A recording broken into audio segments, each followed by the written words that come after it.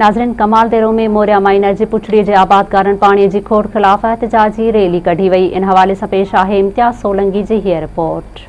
Moriya minor जी पुछड़ी जे इलाइक़े में बीठा जिथे पानी जी खोट खिलाफ एहतजाजी मुज़ाहिरो कयो पियो वञे। अॼु त उन्हनि सां ॻाल्हि ॿुधी उन्हनि जो छा चवणु आहे। जी, पानी कोन थो पहुचायो वञे ऐं इन में आपाशी अमले जी जेका हेठां खां वठी मथे ताईं कामोरनि जी जेका लापरवाही आहे उन जे करे सियाल माइनर जेका मोरिया खां मथों आहे उन में तक़रीबन सरकारी नओं वाटर कोर्स आहिनि 22 आरडीएन में सिर्फ़ु सरकारी नओं वाटर कोर्स आहिनि त उन में 10 गैर क़ानूनी पाइप ऐं वंजूं लॻल आहिनि ऐं सॼी आपाशी अमले खे सर्वेर दारोगन बेलदारनि SDO खे ख़बर आहे।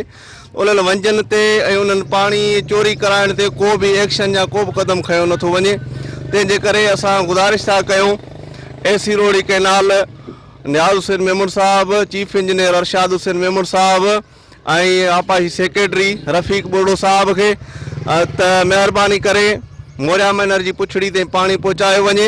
असांजो अर्ज़ु आहे त जेका बि खाटी खजे थी गैर क़ानूनी पीच पाइप वंजूं मथे लॻल आहिनि हेठनि माण्हुनि खे उहो ई पाणी कोन्हे को। असां ग़रीब माण्हू काॾे वेंदासीं। मोरिया माइनर जी पुछड़ी आबादगार सभु परेशान आहिनि आपाशीअ जे करे। जिते पुछड़ी में पानी पहुचे कोन थो त फसल सभु तबाह थी विया आहिनि। असांखे अपील था कयूं असांखे खे त महिरबानी करे असांजे हिते पुछड़ी ते पानी पहुचायो वञे।